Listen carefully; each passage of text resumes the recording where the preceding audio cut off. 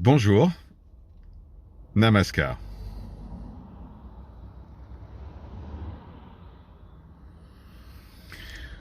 Ce matin, ce corps a échangé avec une élève. Et lors de cet échange, de ce partage, l'élève a évoqué le sujet suivant. Si tout ce qui est perçu dans le monde en ce moment, comme la violence, la guerre, la famine, la jalousie, les persécutions, etc., si tout ce qui est perçu dans le monde est une projection de mon mental, alors ce qui se tient à l'intérieur de mon mental ne doit pas être très beau, et quelque part je suis responsable de ce qui est perçu.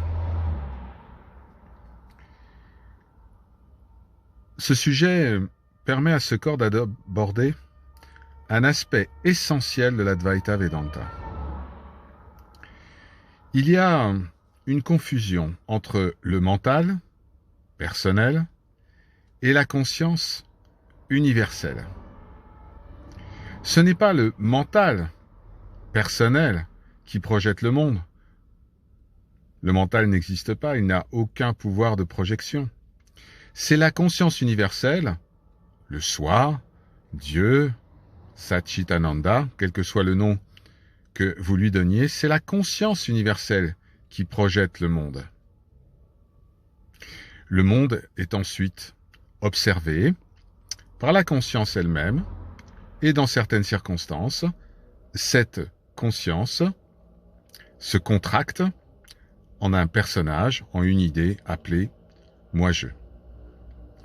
Donc, tout ce qui est observé dans le monde, que ce soit les guerres, les famines, les maladies, les souffrances, les persécutions, sont un reflet de l'universel et non pas l'imagination d'une personne. Il n'y a donc pas de responsabilité dans ce qui est observé.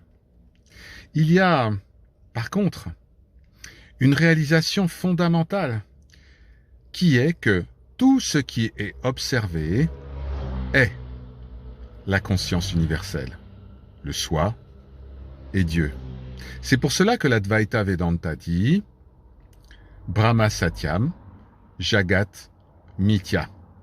Seul Dieu est réel, le monde est une illusion. Toute réalité est Dieu. Toute observation, toute manifestation est Dieu. Elle n'est pas la projection d'un mental qui lui-même n'existe pas.